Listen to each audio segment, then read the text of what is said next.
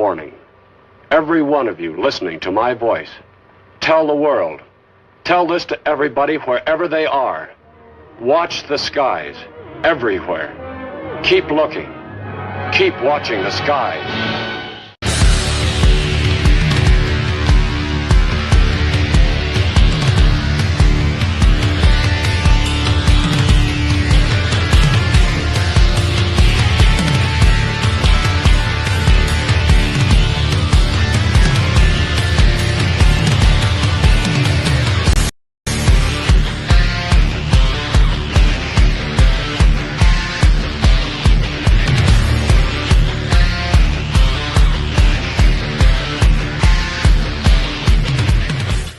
Welcome back to the Wednesday night UFO Max with Spaced Out Radio. It's me, myself, and I, Grantavious Maxx, and Lee Strauss from Element 115. We welcome you all the time. Once a week, we get to play along with this show and have fun with everybody out there that's listening. By the way, we do not have ugly swag. People, if you want to check out our swag, go to spacedoutradio.com/shop. Help support what we're doing there and here as well, because everything that we do here is not free, but we do it for free for you and because we love it, actually. And we love everything that we do here at Spaced Out Radio. Also know that Super Chats is always open and a great way to support everything we do at Spaced Out Radio, and helps keep the lights on. Real quick, we're going to go through the chats and say hello to everybody.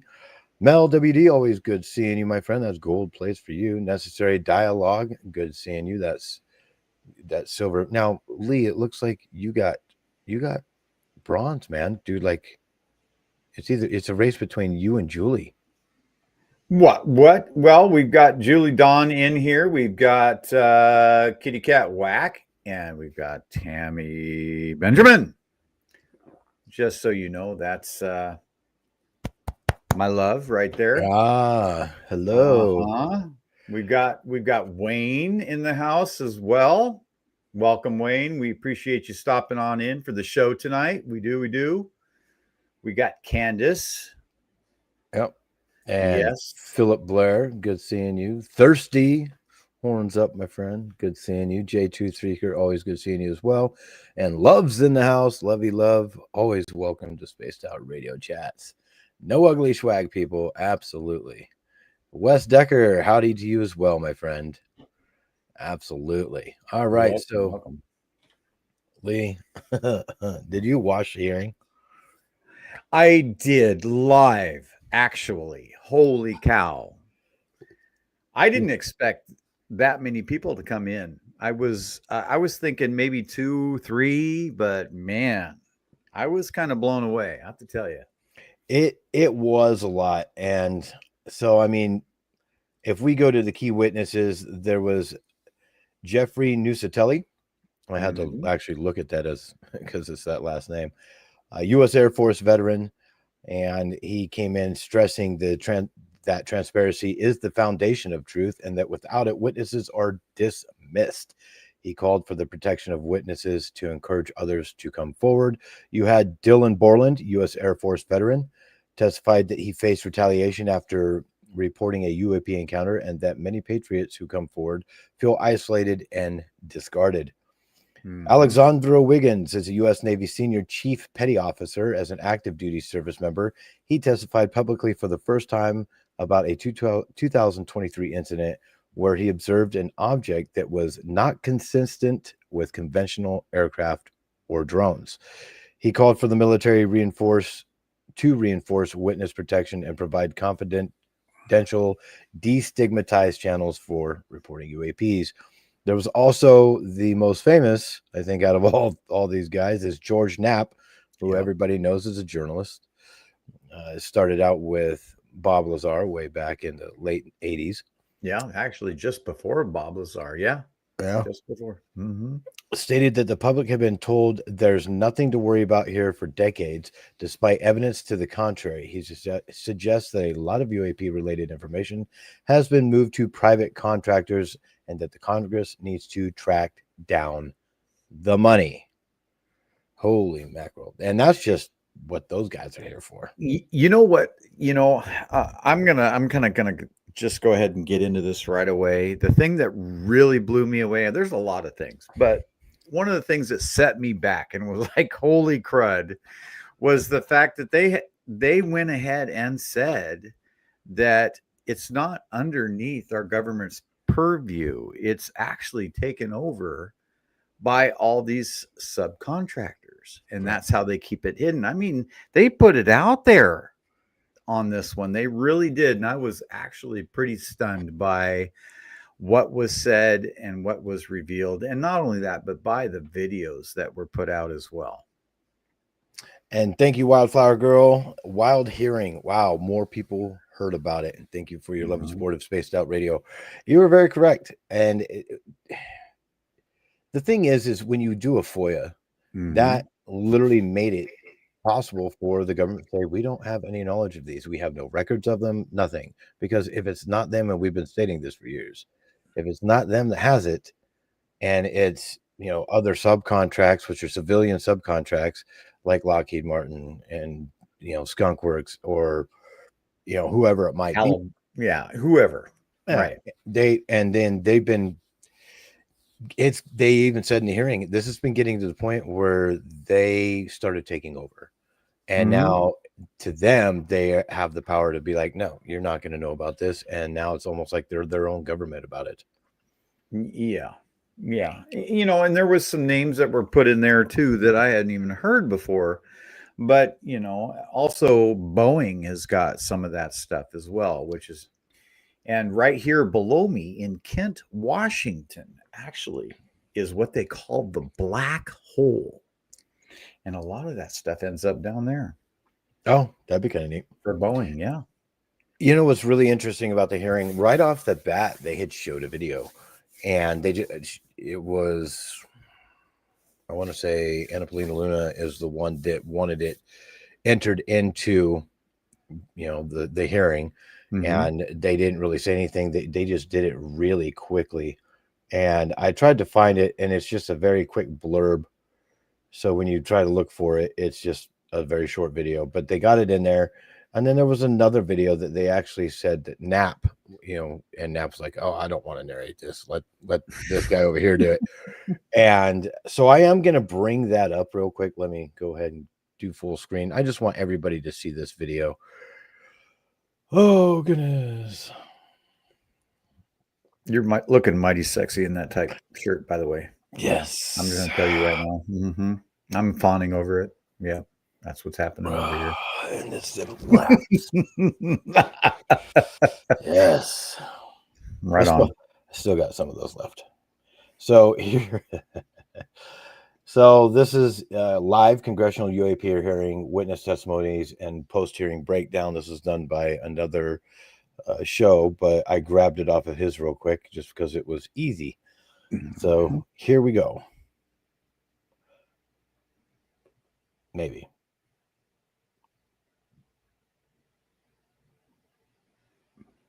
Is it going to play? Is it playing? It is playing, but it's not showing it. There it goes. There it is. So what's really interesting about this is we've been seeing this video for the last few days, and there was a rocket that went to it, and this is called the bombshell video footage, and there's a significant moment right there. It moved. It looks like that thing crashed. So here's a different view of it. Now, is that the actual UAP, UFO, whatever you want to call it? Because it's moving. And I would surmise that it is the UFO that we're looking at there. And then the Hellfire missile comes in and looks like it hits the back. So let me replay this real quick. We'll get back in there. So the video footage, this was by Representative Eric Burleson. The video provided by an anonymous whistleblower allegedly shows a UFO military MQ-9 drone firing a Hellfire missile at a UAP or orb off the coast of Yemen in October of 24. The footage shows the missile hitting the object, but instead of being destroyed, The object appeared to ricochet off, and the orb continued to move, raising urgent questions about the technology capabilities. So when I see this, if this is the orb, that's the missile. Okay, I can barely see it in there. The orb is still in the center of the crosshairs. So Yes. that explosion, it literally took on a Hellfire missile and was like, yeah, whatever. Okay. Can we analyze this? Yeah, absolutely. On air? Okay, so what I think I'm seeing is the actual missile coming in contact with the field of the UFO and disturbing the field, which makes it tumble. And the particles that you see, 3 that are behind the craft, I think are part of the Hellfire missile. If you think about the object itself, and it's able to go into the water and out of the water and into space and all of that, it's going to have that. It has that anti-gravity field around it. So I think more or less what you have is basically like an egg, right? Traveling through the air with a field around it, and something comes in contact with that field and disrupts the field. And that's why you see the tumbling of the craft. That's just what I'm seeing off the top of my, with my eyes and off the top of my head. And I believe it. And of course, if they went on in this to explain, like, this thing shrugged off a Hellfire missile. And I mean, what? Like, hold the front door. That's almost too much. I don't know exactly what Hellfire missile, and I'm going to look that up now. How much, like, how would you look that up? Is there like a certain tonnage that those missiles have, or how many? There's probably a couple of different kiloton or not kiloton. There's another thing you can say. I can't remember what it's called, but there's. Well, I got a little bit on it. The AGM-114 Hellfire is a family of subsonic guided missiles, typically measuring about 5.5 to 6 feet long, with a 7-inch diameter, weighing around 100 to 108 pounds, having a range up to 5 miles, depending on the model. It uses semi-active laser guidance, a radar seeker, or an infrared IIR seeker, and has a solid rocket motor. Okay, so these are very short distance. Key specs include its ability to hit moving targets, defeat armor, and its launch platform includes helicopters, fixed-wing aircraft, and ground vehicles. The guidance, performance, I don't need that. The warhead. Various warheads exist, including shape charges for anti-tank roles and fragmentation warheads for soft targets and structures. So it is very versatile. Yeah. It does not give me, how powerful they are. I mean, I guess I could ask that. Well, I would think that there would be different ratings, like you were saying. It's not going to be, one fits all sort of thing. Yeah. The warhead on them weighs about 20 pounds. So 20 pounds of anything, that's a lot. Yeah, that's a lot. Anti-tank. I mean, tanks have some insane armor. Like this guy here. Sorry, I was stretching. And we'll go with that. If you need to know where the beach is, it's that way. We'll go with that. Yeah, that's what we're doing today. We're flexing. Candace, thank you so much for the amazing super chat. It's just these pea shooters. That's what I call these. These are my BB guns. Those are guns. Period. My BB guns. So there were 3 key takeaway points that I had posted up here, or I didn't post it, but I have written down. So that there's the transparency and national security, and all, one of the speakers asserts that this is an issue of UAPs is not, this is actually right when they started speaking, that the issue of UAPs is not, and this is a quote, science fiction, but a matter of national security, government accountability, and the public's right to know the truth. They emphasize the need to investigate UAPs to determine if they are adversarial technology, natural phenomenon, or something else. What do you think? Well, can we go back to the video just for a second? Hmm. I'm so sorry, but you know, in thinking about it more, it's almost as if the actual missile was disabled in a way, and then you had parts breaking off. Yeah. Because it did not explode on impact. No. Because it still traveled on after. So what it looks like to me is it interrupted the field of the craft. But yeah, I mean, think about this. What happens when you put negative magnets together? Try to put them together, they push each other apart. Yeah. Right. So that's what I think you have there in that situation is that you've got this missile coming in, and it's so close that it pushes both of them apart at the same time. You see what I'm saying? That's pretty good. I actually like that. Yeah. It's like a negative and a negative, bam, and they want to get as far away from each other, and part of the missile then kind of fragmented, but it did not explode. So what looks like it's falling then? Those are pieces of the missile. Oh, okay. Came in contact with the field of the UFO. Okay, so let me bring this back up so we can watch this, because I found it on another one. I just typed in, this is ABC News. Doesn't matter. Let's see.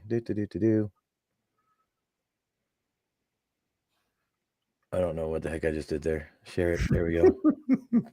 Don't ask me. Sometimes not all there. All right, so we'll go ahead and play it again. It looks better when I actually see it on the screen in front of me versus over here. So I'll just watch it on the main one here. Yeah. And then it hits. Oh, I see. They circled it. See, my eyes didn't catch that. And so part of it actually blew off, and it just bounced away, like it ricocheted off there. Why was that guy? Oh, okay. Here we go.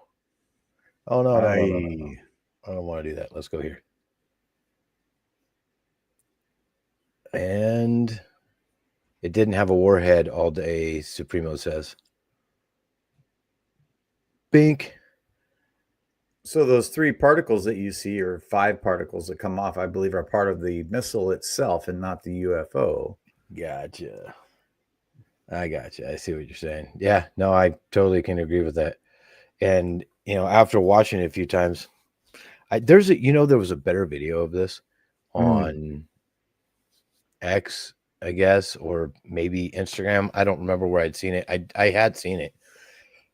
I'm like, okay, well, it's not actually a new video.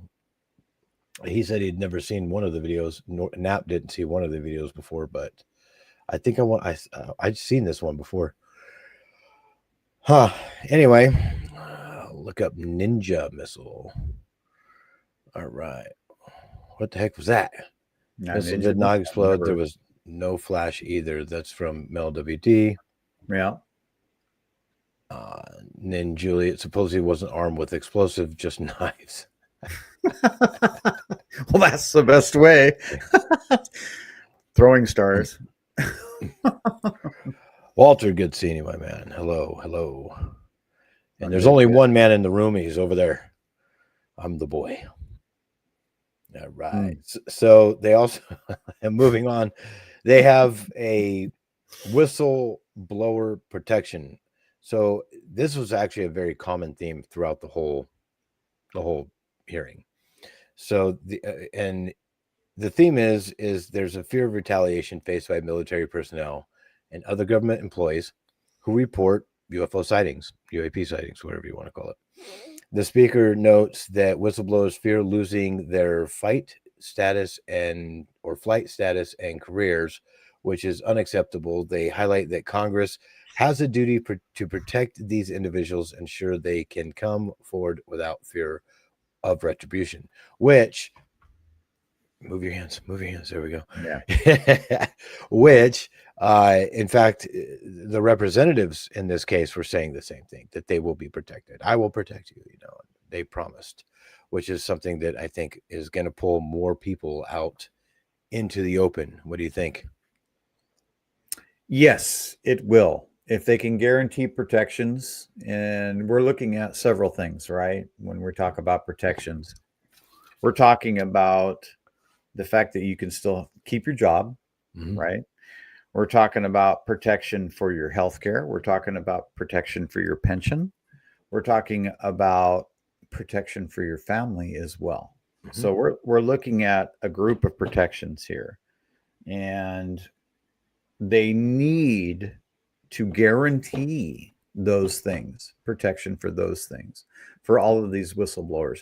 And it doesn't matter what kind of whistleblower it is either. We're talking about UFOs here, but Absolutely. Keep going for once. Keep going. Thing. Yep. Well, what the heck just happened? Anyway, so that is paramount. If they can guarantee all of that, then they've got a surefire way to bring more people in to talk about their stories and the things that they've seen within when they were in the government, or if they were in the service, or whatever the case may be. And we may actually, with those type of protections in place, you may actually see people coming from Lockheed Skunk Works and from places like that as well. If we can guarantee it for people within the armed forces, maybe we can guarantee it for people that are in, civilian industry as well. Yep. Agreed. I apologize for that. I had a little bit of technical issue real quick, but we got it fixed. All right. Well, here's the thing. So when you also have people that are trying to, they're afraid of retribution. They're afraid of being attacked. It's not just them. They even said this before. It's their family. It's their loved ones. It could be their business. It could be any number of things. I mean, the mind goes crazy, and these guys have a right. They even said it. They have careers. They have homes. They have families. They got kids that are going to school. They have, when they 30-year pensions in some case, which was actually mentioned in the congressional hearing. They're worried about these things. And so, I mean, those are significant. So when somebody's like, I might have seen this, I might have firsthand knowledge of whatever craft or people or whatever technology they found. I just watched a show. In fact, we were talking about this before the show. It was on a different podcast that I had seen, and he didn't. I will do a show about what he said later, or we will. And then, but in it made me think of something. We are always have like the blinders on. I think that's how I said it. We have blinders on because we're so focused on UFOs and UAPs and orbs and whatever you see in the sky and, little green men and stuff. And, but then if you look at it, we're looking at their cars. It's all, whoa, dude, that's a nice car, man. Right. And they're probably that when it's the government's like, oh, that's not what we're looking at. We don't care about how they have, their transportation. They're not looking at just UFOs. They're trying to get those UFOs to back engineer stuff. But I mean, come on. If one of those cars, UFOs, has some sort of weapon-based technology, I'm pretty sure that's where everybody's going with that when it comes to some of these black projects. Well, of course. How can we use whatever this is to guarantee victory on the battlefield? Yeah. That's what they want, right?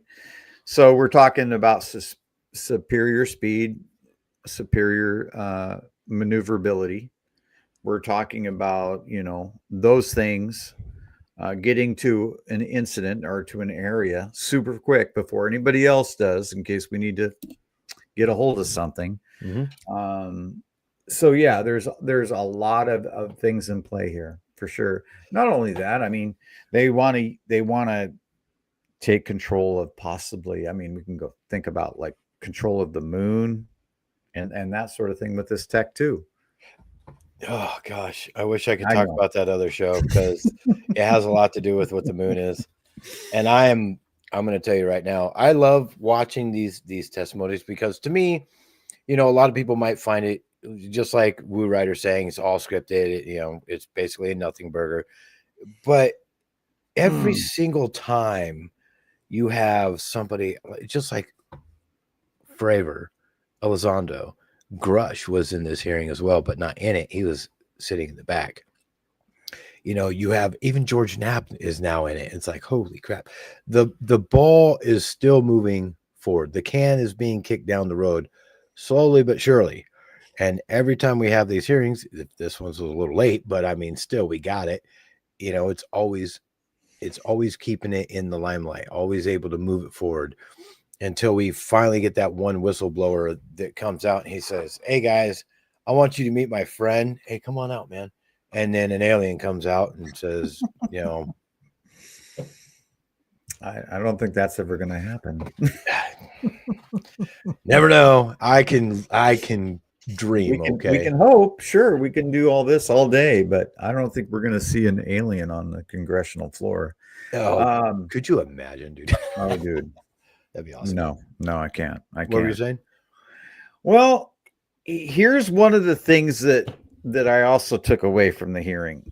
The fact that there's staff in the back behind these people that are talking and trying to get things through that are actually squashing things behind their back.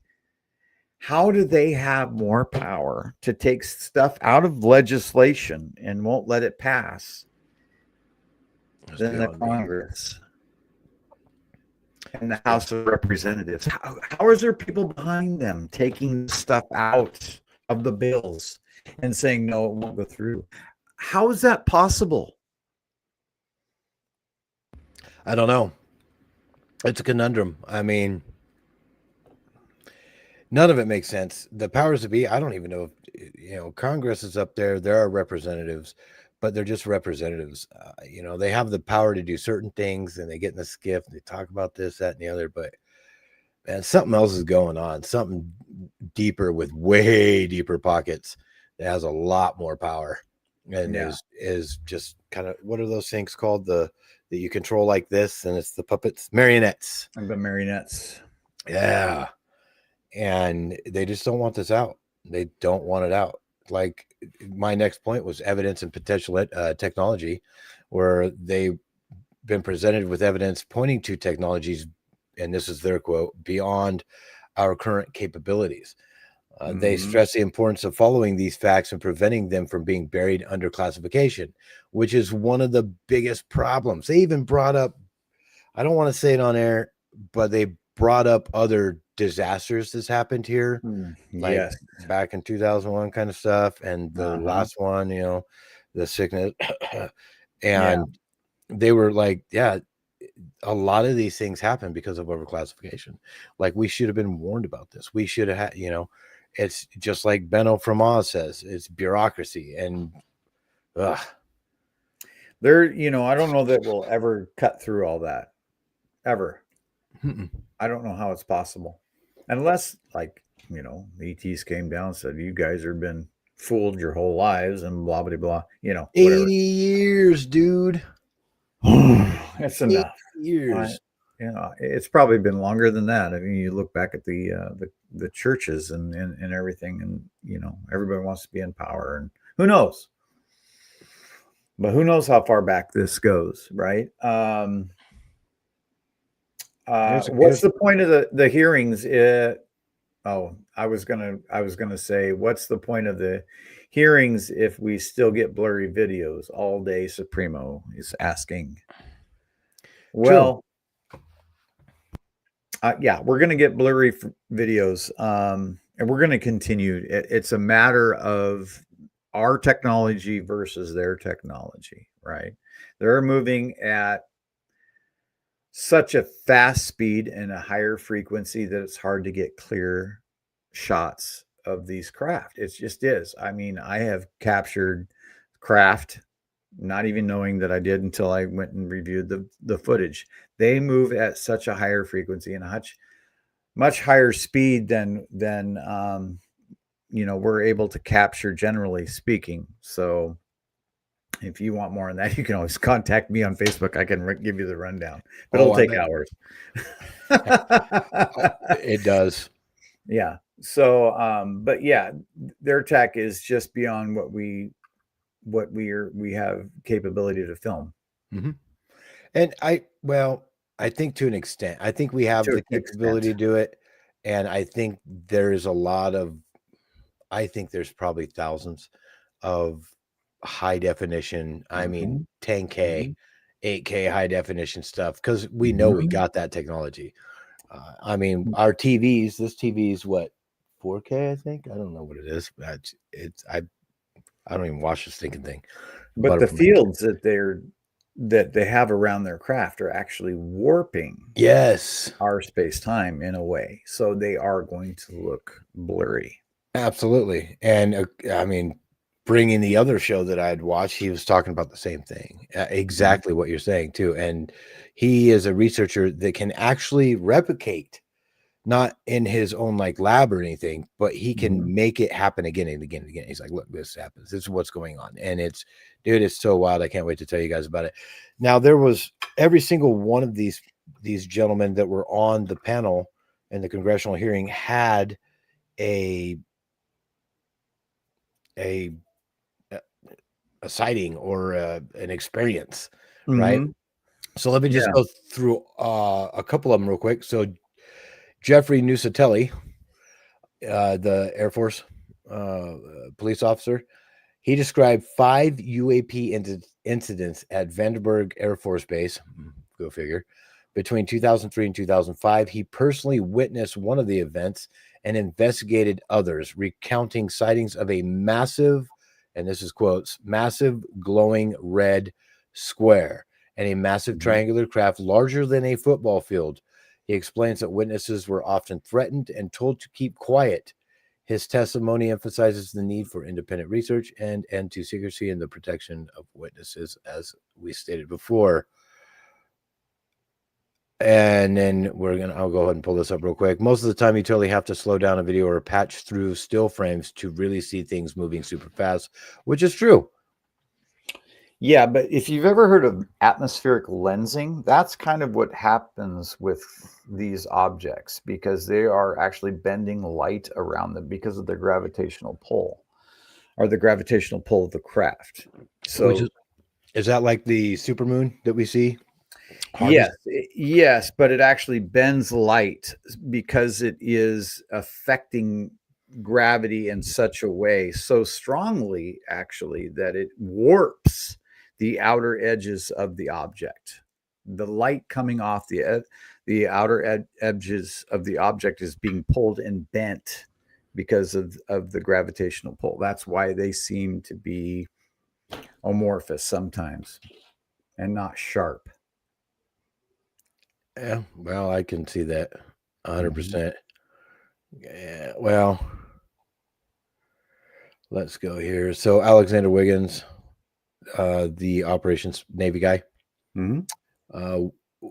Wiggins recounted an incident on February 15, 2023, off the coast of Southern California. Go figure. Back in 2004, the Nimitz, Tic Tac, Go Fast, Gimbal. He and his crew observed a not unlike the 3i Atlas, self-luminated or luminous tic-tac shaped object emerge from the ocean and disappear with quote-unquote high synchronized near instantaneous acceleration, which we've all seen Commander David Fravor say. In fact, his wingman woman said the same thing. And he advocates for standardized training to capture UAP data, the protection of whistleblowers and declassification of information where operational security permits. So there's another one. And then you have, of course, Knapp with 38 years, which he stated. I thought it was more than that, actually. But yeah, he's been doing this for 38 years. He focuses on paper trails of declassified documents. He actually did state, and I don't have it in here, but I remember he did state that a lot of the stuff that he had, if there was like a lot of blanked out or redacted stuff, he just toss it and then share everything else. But yeah, and of course he's into like the reverse engineering of craft, and everybody knows him because of Bob Lazar or Area 51, or now he's got his own show on Weaponized. And yeah, it's really interesting to watch. And in fact, when you first start watching the congressional hearing and they all introduced themselves, Knapp went for it, man. He was the longest talker out of all of them. He was like, let's go. He even said that he had like 4 hours of stuff that he could say, and it was just like, wow.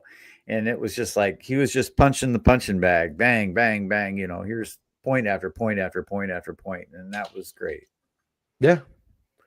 I mean, when he got into it, so he started out with let me find it. I want to talk about it. The Russian there it is. Russian UAP investigation. I had to scroll down to my notes. So Knapp claims that in the early 90s, he met with Russian defense officials who confirmed that Russia was also secretly studying UFOs, and he brought back all kinds of stuff. And he stated that the USSR, which he did say, the USSR, launched what he believes was the largest UAP investigation in the world. So Russia, and then he was questioned, and this isn't my notes, I forgot to write it down, but he was questioned like, okay, who'd you give that to when you came back? And he's like, oh, I gave it to, and WhatsApp and all that. And he's like, no, like names. And he's like, oh, Bigelow. And he just started going for it. I was like, dude, this guy. And they dug into it. They put money into it and started investigating it. Like, that was really cool. And he called the Thread 3, right? I think that's what he said. Yeah, Thread 3 program, according to Knapp. The Soviet military was ordered to collect all evidence and testimony related to unusual aerial phenomena, UAP, and that this information was then routed to a program called Thread 3. He said the goal of the program was to reverse engineer UAPs to develop technology to security anything that we had in the U.S. Like, I love Knapp. Well, that's not just being done in Russia. It's being done in China. It's being done in any country that can get a foothold, really. A lot of countries, however, do turn over their tech that they capture, they find, or they take down to the U.S. But, yeah. But, I mean, come on. Everybody's got this stuff. This is global. This is not something that just happens in the United States or Russia or China or Canada or Mexico. It's global. It is global, but who's got the most tech? I mean, that's what we would say the US, but are we sure? So here's a breakdown of what I think, and I heard this as well on another show, and it just makes complete sense. So when it comes to even China or Russia, okay, we'll just use what everybody says is our adversaries. It's just our brothers and sisters across the water. When it comes to budget, that's all it takes is budget. Who has the biggest budget? GDP. United States. Yes. Puts more money in that infrastructure to do this kind of stuff than anybody else. So. But then again, we're hamstringing ourselves because we keep it so secret. And compartmentalized. 100% agreed. Okay, great show, guys. Thanks. We're done. No. So Dylan Borland's testimony, that's the Air Force veteran, shares firsthand account of UAP sightings in the summer of 2012. I wrote that completely wrong. While stationed at Langley, I really suck at spelling. Langley, not Langley, Air Force Base, he witnessed a large equilateral triangle. Now, here's where my stupidity comes into play. Equilateral is like a perfect triangle, correct? That is correct. Okay. The same on all sides. And then like an obtuse is, and then, okay, I got you. Yeah. High school is coming back. So the equilateral triangle take off from near, oh gosh, that was probably grade school, near NASA hangar. Oh, that's right. I wanted to say something about that. He saw this at Langley Air Force Base. It's the triangle that took off from near a NASA hangar. I was very interested when he put that in there. I was like, what do we got there? What are we testing? Is that ours? He describes it as about 100 feet in size, completely silent, and capable of ascending to commercial jet altitude, like 36, 35, anywhere between 30 and 40,000 feet usually, but it's usually high 30s altitude in seconds without any kinetic disturbance or sound. The craft surface appeared fluid or dynamic, quote unquote, with a gold color or lava or plasma. I'm going to touch this, but it's going to mess with my headphones. Plasma. I love this thing. Yeah. Makes my headphones go crazy. Like substance flowing over it. Mm-hmm. And you're talking about magnetics. Atmospheric lensing. Atmospheric lensing. I will be able to say that once in my life, and you got the best rendition of it. And so that was really interesting. He also talks about whistleblower retaliation, which we've been talking about this whole time. And then his interaction with Arrow and ICIG. He says he met with an Arrow. For anybody that doesn't know what Arrow is, it's the All Domain Anomaly Resolution Office. Right. I hate that one. Yep. And then I just wrote Arrow, like a bow and arrow with a W. Nice. Officials had been, let's see, but oh gosh, where am I at? So officials, he had reservations because their public reports seemed to misrepresent the truth. He later went to the ICIG, which is Intelligence Community Inspector General, in August of 23, but felt the objective was to, and this is quote unquote, solely assess on how much I know, rather than to conduct a serious investigation. It's like, how much did you know? Oh, he doesn't know crap. We're not going to look into it. He just saw something. It's like, what?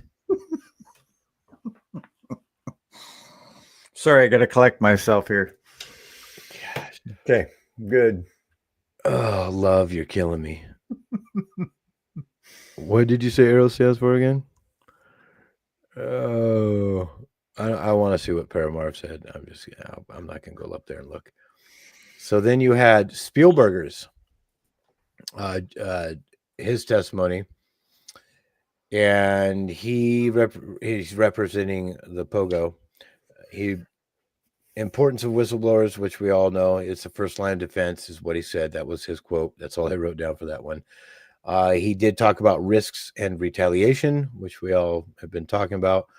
And he argues that targeting whistleblowers wastes resources, which I 100% agree with, allow corruption to continue, A1, and creates a quote unquote chilling effect that deters others from coming forward. What's your thought process on that?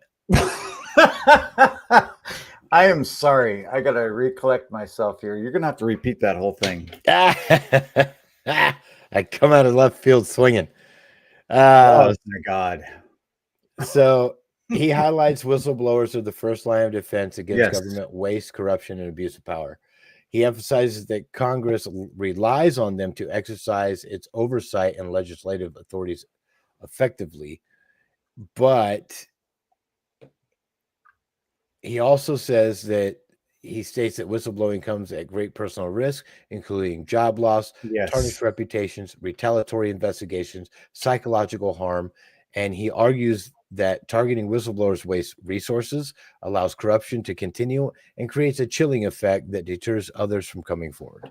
Well, that was the whole reason for this hearing, right? Was so that they could get some language put together to protect people. But we've heard time and time again from Luna and everybody else that the people in the background are pushing that off to the side before the bill even gets to Congress to get signed.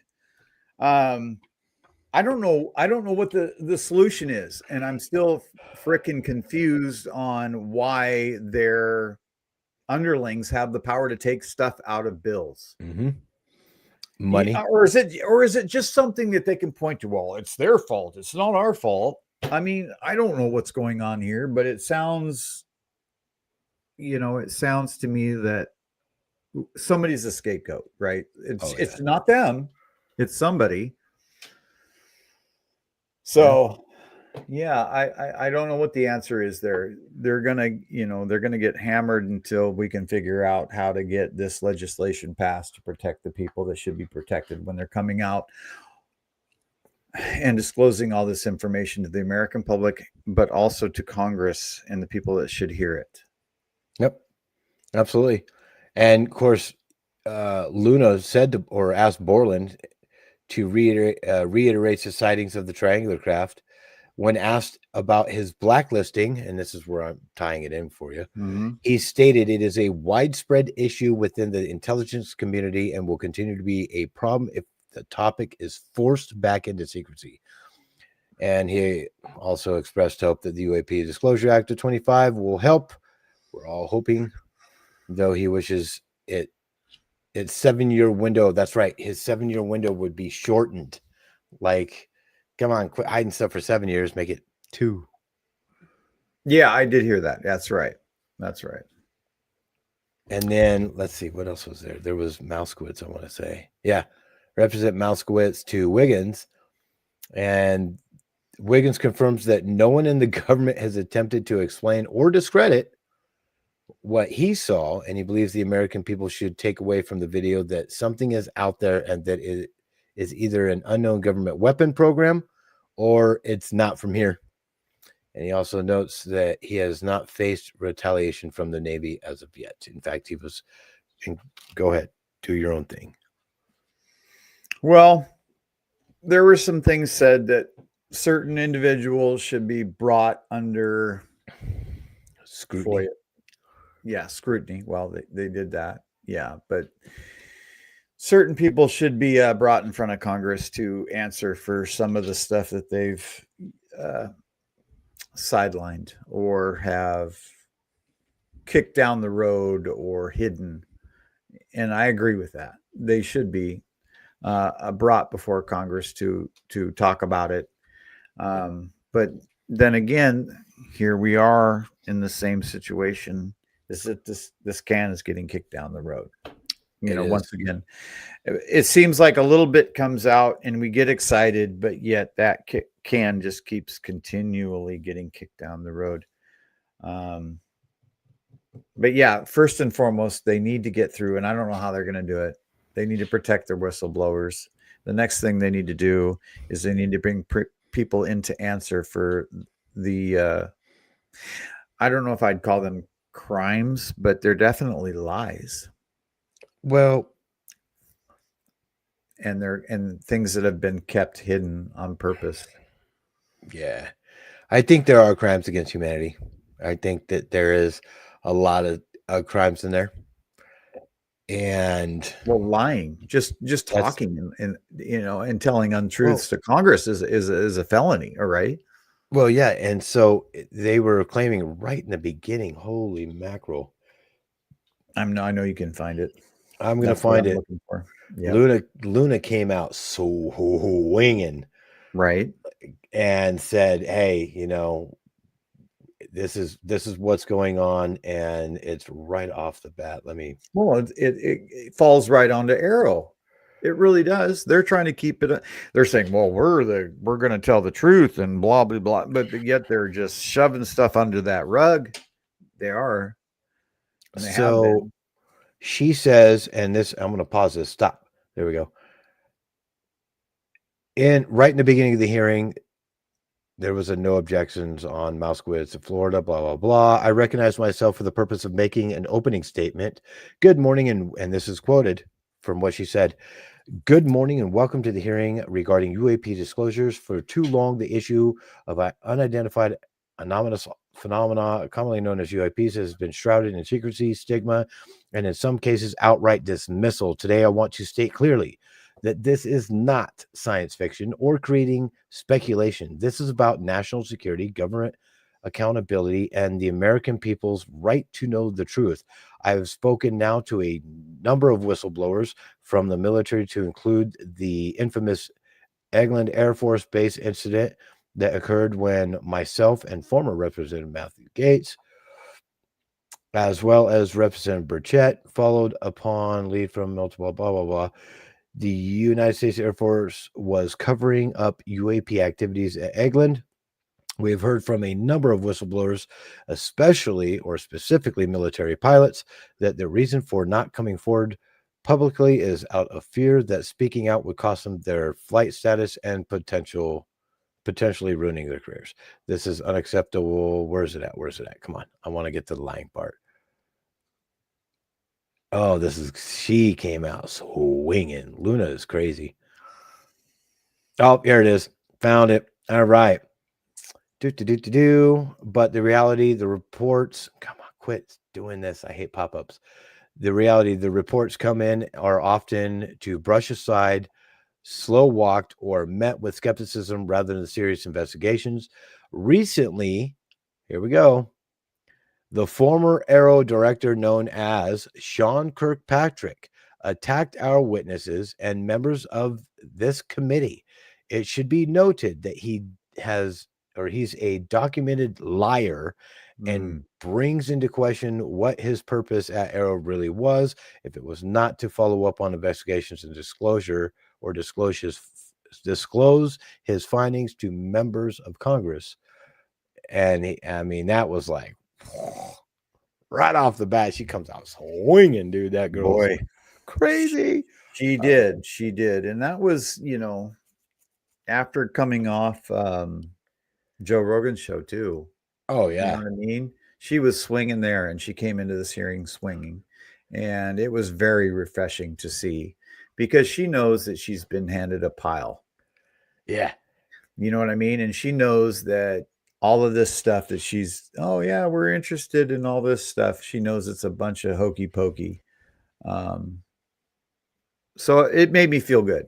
It really did. It made me feel positive about the direction we're headed. But then again, of course, we always have that thing in the back of our mind that's telling us that this is just a dog and pony show. But she seemed legit.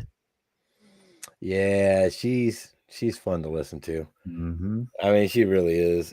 And Bobert is also fun to listen to. Very, very to the point. Like, let's get this out, guys. I'm not messing around.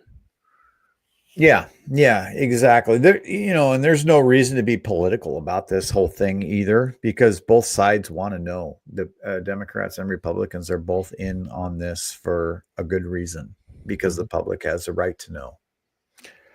Well, that is true. Here's the thing about this. So that is a very long hearing. We are still dissecting everything that's coming out of that one.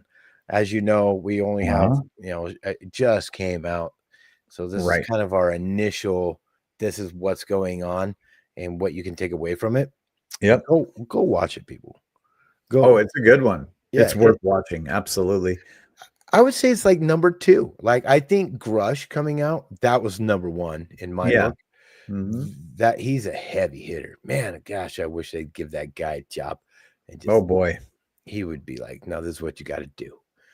So the David Grush, in my mind, what has so far in everything that I've seen up to this day, that was the number 1 hearing that I think everybody should at least watch and listen to, because that's the number 1. This is actually a pretty good one. I think this is a close second. Well, it seemed like they were pointing fingers, and they needed to with this one. You know what I mean? They really were. It seemed like, they named a couple people, and Arrow was one of the groups that, that needed somebody to point the finger at them, because they're not doing what they're supposed to be doing. Mm-hmm. They're trying to hide it instead of bringing it out to the public. So absolutely. Real quick. I mean, it's getting that time, guys. We are coming to the end of our show, unfortunately, but we do have to give it up for the next man that will come on air. And his name is the Majestic, the awesome Majestic, the creator of everything amazing when it comes to beard quality, David Scott. I tip my hat to Mr. Scott for sure. Absolutely. We all love him. And oh man, he's going to be on next, guys. Don't forget that super chats are a great way to help support everything we do here at Spaced Out Radio. Wildflower Girl, thank you so much for your great super chat. We love and appreciate everything that you do for us as well. Candace as well. Both of you are amazing. If you guys would like to support Spaced Out Radio, please go to spacedoutradio.com/shop. Our swag is not ugly, people. Nope. We have awesome swag. Go get the lip blade. Even though I'm not wearing it right now, I might even make a Superman getting beamed up into a UFO shirt. That'd be killer. Ooh, man, I'm going to be on that one. Ooh. I kind of like that for your show. Yeah. That'd be kind of down. I might have to talk to Dave, because Dave is like a guru. He can just jump on and be like, okay, let's do this, let's do that. And he'll just design it real quick, or pull the designs from places and spit them together and be like, does that look cool? And I'm like, yeah, I want one. He's like, okay, click. And I was like, oh, thanks. Tammy, we love you. Oh, there we go. Yeah. Yeah, so I have a show coming up on Friday, and I'm hoping to have a Bigfoot guy on. Ooh, do I know? You probably don't. I can. It will take me a minute to find him right now, but yeah. After all the stuff I've gone through today, holy cow! Ended up working late. I worked till almost 6 o'clock today. So yeah, I barely made it home in time. There you go. That's for you, bud. Yeah. So Toby Johnson, Mr. Toby Johnson, out of Washington State here on the peninsula. Mm-hmm. Gonna have him on. That'd be great. I'm gonna watch it 100%. Absolutely. That'd be great. And real quick, everybody, keep your eyes to the skies, please. If you have anything new that you've captured on video and you want to share, you're always welcome to the chats. And if you want to find us on Facebook or wherever the heck we're going to find us, get a hold of us, send us these cool links, and heck, I might even post them up here on the show for you. There you go. Like, look what we found. Mm-hmm. Absolutely. It's going to be great. It's going to be gravy. And I can't wait to see your show on Friday. Mm-hmm. So yours is Friday, 8 to 9. That's Pacific Standard Time. Dave's is right after us, Monday through Friday. His show lasts for 3 hours. And then we have Dirty Filth comes on, and he does his cartoons, which is awesome. He just came out with a new book. Please, everybody, support him as well. You can find his book on Amazon usually, and his cryptic cartoons. Go check that out. And one was a yellow book. This one's green. His new one, I don't have it yet, but I will buy it. And then I will show you all what it looks like. And then we also have Rob G for the weekends, who is also the one that did the full congressional hearing for us here at Spaced Out Radio. So give thanks to him as well. Like his videos. Our archives are always free. Go check those out here on YouTube. We are all over the place, people. And right before we have to go, I do have to say one thing. There was a particular individual today that unfortunately we lost. For anybody out there, we're not taking sides or anything, but unfortunately it's all over the internet. Charlie Kirk, I hope your family, I prayers out to your family, my man, and Godspeed. Can I say one quick thing about that? Absolutely. Violence is never the answer to silencing someone's voice you disagree with. Period. End of story. I mean, me and you disagree all the time, bud. We don't go at each other's necks, man. No, we don't. We just send really bad text messages to each. I'm just kidding. We don't even do that. Hearts and stuff like that. That's usually what it is. It's like, good job.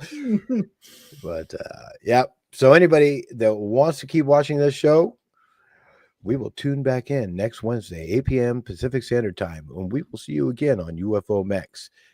Go watch Dave Scott. Love y'all. Later.